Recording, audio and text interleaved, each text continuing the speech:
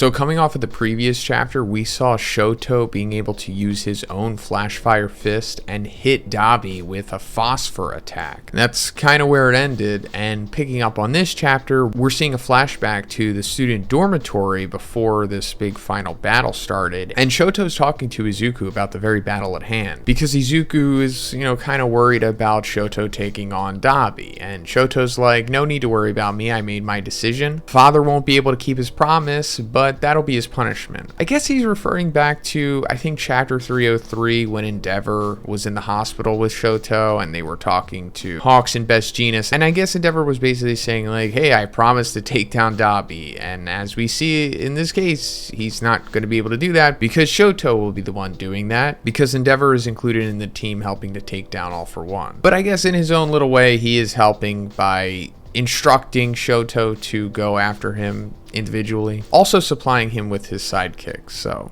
there's that. But then Shoto goes on to reveal to Izuku his own proprietary flash fire fist, the thing that we saw him use at the end of the previous chapter, and Izuku says it looks almost like flash fire fist, but there's something different about it. And then we see like Kaminari poking it, and he says this isn't hot at all, and Shoto says training and maintaining is incredibly difficult, so it ends up fizzling out. But the secret to the technique is using his freezing left half and his burning right half at the same time, and using his heart as the center focus, he can manifest it. So cold and warm blood circulate through his body, resulting in a thermal equilibrium. It's something like cold fire. Then he goes on to say that Endeavor wanted him to reduce his body's internal temperature by introducing ice as like a coolant. So Shoto decided to essentially do the opposite here. And this is really important to Shoto because he's like discovering himself with this. Because he says like, only I could find out the reason I was born in that house. And he goes on to say like, this is my power. Meaning that yes, like his life is an unfortunate result of Endeavor's crazy plan of trying to surpass All Might as the #1 hero by vicariously living through his greatest child.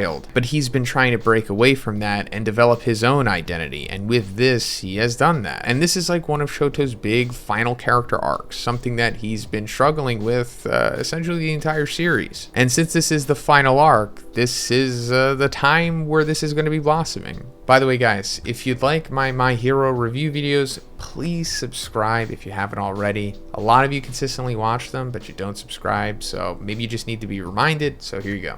Thanks guys. So then he hits Dobby with a freezing impact burning ice blade, and this seems to legitimately affect Dobby because in response he says he has a body able to withstand my flash fire along with ice to quench my flames. Well, aren't you just the man for this job? Going back to what Shoto was saying in the previous chapter about how he developed this ability specifically for Dobby, but then Dobby kind of rebounds and Shoto's like, he neutralized it, I just need to find an opening again. And then Dobby puts his hands on the ground and starts shooting all of these fire pillars out of the ground and goes into another monologue, and he's like, even if we're bound by blood, we're nothing alike. Once you stray from the right path, there's no turning back. This is the side effect of superhuman society. We are the absolute limit. Then before his fire pillars are able to hit Shoto, Burnin jumps in front of him and takes the hit for him. Since her quirk is based in fire, she's more applicable to taking this than Shoto, who says those flames were hot enough to have burnt me for sure, and he thanks her. But first, let's talk about today's sponsor, and that's Fandomaniacs. So guys, Fandomaniacs is one of my favorite sponsors because they do a good job and they're really easy to work with. So they're a fun and quirky team who are obsessed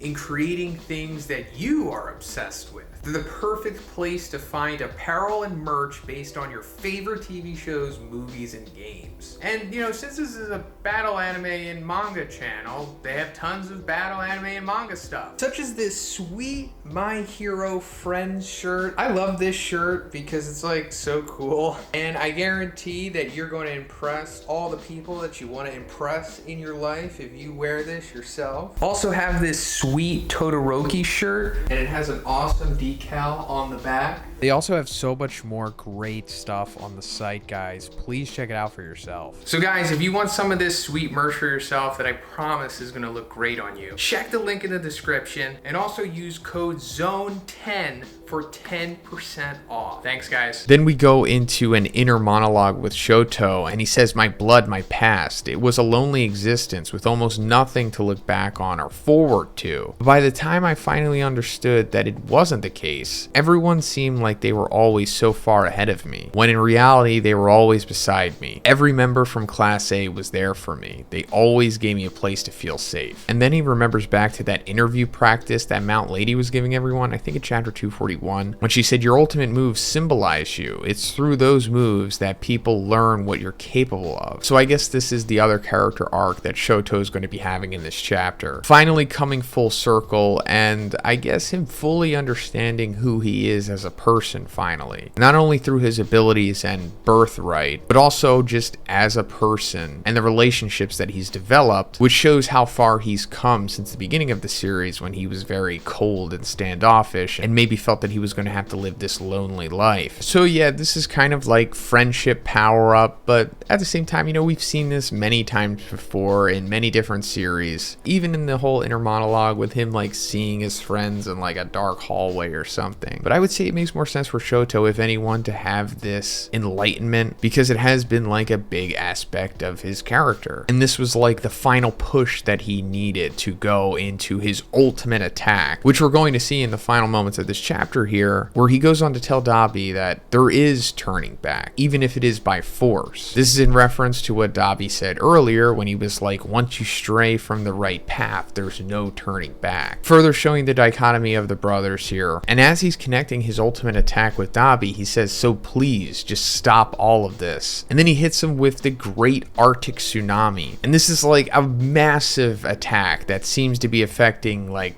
portions of the city for sure, because we see like the buildings and the area all around completely frozen. And as this is happening, we see a glimpse of like their child forms, like Dobby when he was little Toya and Shoto when he was younger as well. And this parallels to when Izuku was encountering Shigaraki, and we saw a glimpse of both of their child forms. And I guess this is like the recurring theme of the villains. They are all currently like a byproduct of their youths, unfortunately. And in a way, this could be like the heroes saving the inherent innocent child that they were once. And in the final panel, we see Shoto like propping up, I guess, unconscious Dobby, who's partially frozen, and the narration says, "Unleashed beyond his limits, he finally quells his brother's flames." So I guess this is the end of the fight, right? And Shoto has defeated Dobby. No, I don't know if it's going to straight up end in this chapter and we're going to go to something else, but if we do continue this into the next chapter, I'm not sure if Dobby is going to be conscious, but if he is, maybe we'll see him come around, because it goes back to Shoto saying there is turning back, even if it is by force, so please just stop all of this. I mean, this is my hero after all, so Dobby very well could have a 180, or this shows him the light possibly.